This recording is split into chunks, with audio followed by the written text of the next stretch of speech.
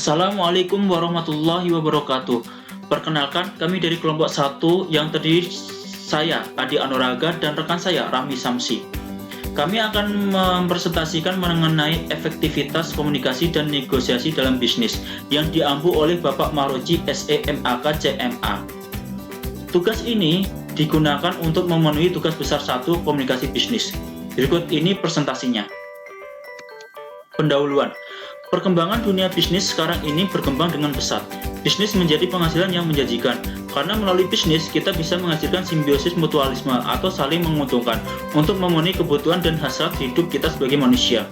Kemudian hal yang tidak lepas dari makhluk hidup ialah komunikasi. Jika kita gabungkan dua kekuatan elemen ini, komunikasi dan bisnis pasti akan menjadi suatu hal yang berguna di dalam dunia usaha. Komunikasi ialah suatu proses pengiriman pesan atau informasi yang disampaikan oleh komunikator yang mempunyai makna dan informasi serta dapat mempengaruhi si penerima pesan tersebut. Komunikasi yang efektif menuntut rasa saling menghormati, percaya, terbuka, dan tanggung jawab.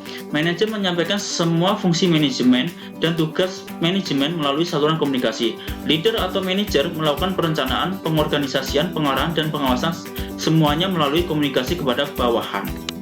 Unsur-unsur komunikasi. Menurut Laswell dalam Effendi, komunikasi terdiri dari beberapa unsur yang penting, yaitu yang pertama adalah komunikator, ialah pihak yang mengirim pesan. Yang kedua adalah pesan, adalah apa yang dikomunikasikan dari sumber kepada penerima. Media, apa yang digunakan sumber untuk menyampaikan pesan kepada penerima. Yang keempat, penerima pesan. Sering juga disebut sebagai sasaran ataupun khalayak audiens, yakni orang yang menerima pesan dari komunikator.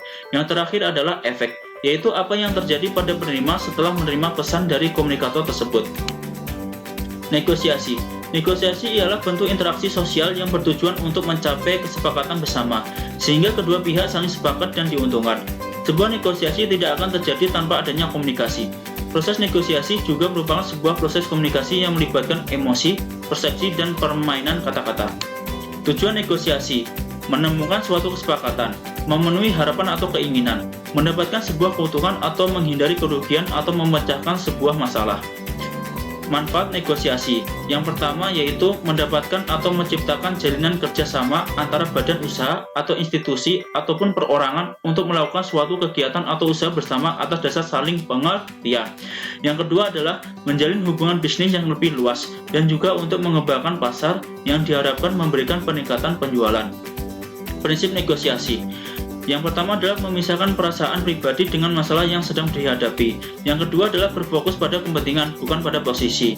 Yang ketiga adalah mengumpulkan beberapa pilihan sebelum membuat keputusan akhir. Yang terakhir adalah karismatik, vokal yang terdengar meyakinkan pada saat negosiasi. Menurut Kesse, proses bernegosiasi ada 3 tahapan penting. Yang pertama adalah tahap perencanaan. Tahap perencanaan negosiasi merencanakan sasaran negosiasi dan memperjelas proses negosiasi. Sasaran negosiasi adalah hasil yang diharapkan dalam bernegosiasi. Yang kedua adalah tahap implementasi. Implementasi negosiasi memiliki beberapa komponen penting, antara lain taktik cara. Taktik ini menegaskan bahwa Anda tahu tujuan yang ingin dicapai. Yang kedua adalah taktik bekerja sama. Taktik ini menegaskan bahwa Anda mau mendengarkan pihak lawan dan mengetahui apa yang ada di benak mereka. Yang ketiga adalah taktik tidak bertindak apa-apa. Taktik ini merupakan sikap keras kepala dalam bernegosiasi. Dalam hal ini, Anda tetap bersikukuh pada pendirian dan tidak mudah berubah. Yang terakhir adalah taktik melangkah ke tujuan lain. Taktik ini menuntut Anda yang harus aktif menggeser suatu persoalan ke persoalan lain. Yang terakhir adalah taktik tahap peninjauan negosiasi. Tahapan ini dilakukan setelah berlangsungnya proses negosiasi. Ada beberapa alasan penting mengapa tahap peninjauan negosiasi perlu dilakukan. Antara lain, yang pertama, untuk memeriksa apakah Anda sudah mencapai tujuan Anda. Yang kedua, jika tidak, maka hal itu dapat menjadi pelajaran sekaligus pastikan Anda lakukan dengan baik dan bangunlah kesuksesan Anda. Yang selanjutnya akan dipresentasikan oleh rekan saya yang bernama Rahmi Samsi. Waktu dan tempat dipersilahkan. Assalamualaikum warahmatullahi wabarakatuh. Saya Rahmi Samsi. Saya dari kelompok 1. Saya akan menyambung penjelasan dari rekan saya Adi terkait keterampilan bernegosiasi. Keberhasilan atau kesuksesan dalam bernegosiasi dapat ditentukan oleh berbagai faktor penting. Di antaranya adalah keterampilan seorang negosiator dalam bernegosiasi dengan pihak lawan negosiasi. Beberapa hal penting yang perlu diperhatikan dalam keterampilan bernegosiasi antara lain yaitu 1. Persiapan. Persiapan yang baik merupakan salah satu kunci sukses negosiasi.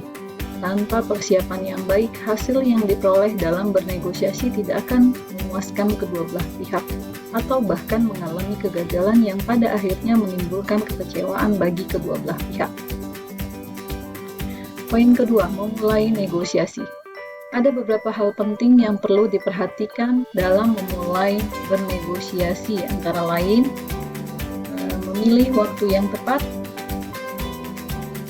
tempat yang tepat, menetapkan agenda, berkomunikasi secara efektif, dan menciptakan kesepakatan dengan lebih cepat. 3. Strategi dan teknik. Strategi dapat didefinisikan sebagai rencana atau metode yang teliti atau tipu daya cerdik, sedangkan yang dimaksud dengan taktik lebih mengacu pada tujuan, yaitu mencapai kesepakatan dalam bernegosiasi. Negosiasi yang sukses bukan saja hasil dari perencanaan atau persiapan yang baik, tetapi juga implementasi yang baik dari sebuah negosiasi.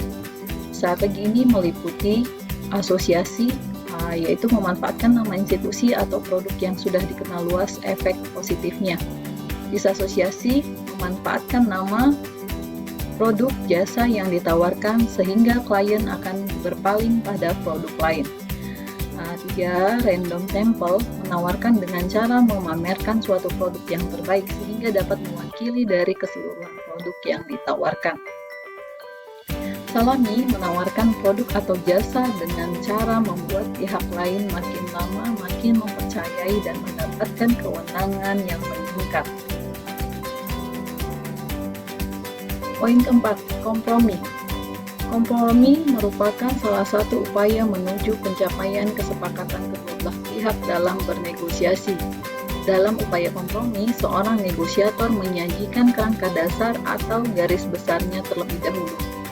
Kemudian melangkah pada perbedaan kedua belah pihak secara lebih spesifik dan akhirnya disajikan pertanyaan yang bersifat penilaian untuk mendukung posisi mereka sendiri. 5. Menghindari kesalahan taktis. Agar negosiasi berhasil, beberapa hal yang perlu dihindari dalam melakukan negosiasi antara lain mengajukan permintaan awal yang tidak logis atau permintaan tinggi untuk menjual dan permintaan rendah untuk membeli. Memulai tanpa daftar penawaran, melakukan negosiasi terlalu cepat, menghargai tawaran yang tidak masuk akal, dan memaksakan bernegosiasi. Membangun komunikasi efektif. Kemampuan komunikasi seseorang dalam organisasi diperlukan dalam setiap kondisi, misalnya pada saat mempersiapkan sebuah presentasi bisnis, menyampaikan ide-ide atau gagasan dalam suatu rapat, negosiasi bisnis, melatih tim, membangun sebuah tim kerja, dan dalam setiap aktivitas organisasi. Menurut Covey, untuk membangun komunikasi yang efektif diperlukan 5 dasar penting, yaitu usaha untuk benar-benar mengerti orang lain, kemampuan untuk memenuhi komitmen, kemampuan untuk menjelaskan harapan, kemauan untuk meminta maaf secara tulus jika melakukan kesalahan, dan kemampuan memperlihatkan integritas. Negosiasi bisnis. Keberhasilan seseorang negosiator sangat ditentukan dengan kemampuan seorang negosiator melakukan persuasi dalam komunikasi.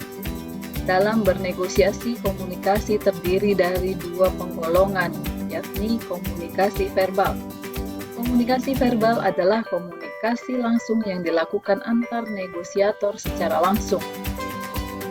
Komunikasi nonverbal adalah komunikasi yang disampaikan melalui bahasa tubuh yang mana dapat menambah keluasan saat berkomunikasi dengan lawan berbicara. Contoh dialog negosiasi. Di sini kami mencontohkan negosiasi antara penjual dengan pembeli, yaitu berupa komunikasi efektif dengan customer. Pembeli, selamat siang Mas, saya mau membeli laptop hari ini. Penjual, siang Mas, laptop yang seperti apa dan spesifikasi yang dibutuhkan bagaimana ya, biar saya bisa bantu pilihkan. Terus pembeli, saya butuh laptop buat kuliah sih, tapi karena saya suka ngegame juga, jadi ya kira-kira bisa buat ngegame berat. Ada nggak ya? Penjual, oh ada Mas, kebetulan ini laptop XYZ keluaran terbaru, sudah dilengkapi dengan software buat kuliah dan speknya juga bisa buat libas game-game berat. Pembeli, wah cocok banget tuh, berapa harganya ya? Penjual, 14.999.999 saja Mas. Pembeli, kalau 10 juta dapat nggak Mas? Penjual, dapat Mas, maaf, harga segitu sudah dapat bungkus anti gores dan flash disk juga kok. Pembeli, beneran nggak bisa kurang Mas. Kalau 13 juta gimana? Penjual, kalau 13 juta nggak dapat bungkus Mas. Pembeli, nggak sama sekali Mas, gratis anti gores juga ya Mas. Kalau flash disk saya juga nggak terlalu butuh, di kos ada wifi juga soalnya. Penjual, ya sudah, khusus buat Mas hari ini saya kasih 13 juta bonus anti goresnya. Pembeli, terima kasih Mas, langsung bungkus ya. Penjual, sama-sama Mas, saya siapkan dan install sistem operasinya dulu ya, mohon tunggu sebentar. Itulah hasil presentasi poin-poin penting yang kami sampaikan. Terima kasih. Assalamualaikum warahmatullahi wabarakatuh.